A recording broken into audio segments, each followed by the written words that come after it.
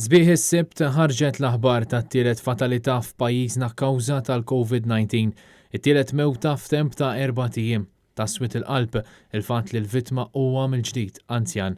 Ir-raġel kellu 84 sena u kien iddaħħal l-isptar Mater Dei matul il-ġurnata tal-ġimgħa hemmhekk sarlu test tal-coronavirus li rriżulta pożittiv fejn is-saħħa tal-anzjan li kien ibati b'kundizzjonijiet oħrajn mediċi baqgħet sejra lura biex f'temp ta' ftit sigħat miet fl-isptar Mater Dei.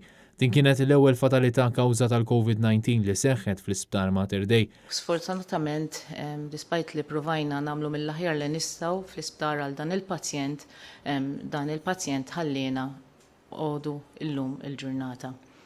Kondoljanzi lill familja kollha u hawnhekk jingħaqad kulħadd magħna l-istaff kollu tal-isptarijiet. Minħabba l-fatt li dan huwa każ ieħor fejn persuna anzjana tilfet ħajjitha wara li kienet pożittiva għal COVID-19, l-awtoritajiet tas-saħħa mill-ġdid appellaw biex jiġu segwiti l-appelli kollha li qed isiru għaliex hekk biss jiġu protetti l-anzjani u l-persuni vulnerabbli fis-soċjetà tagħna.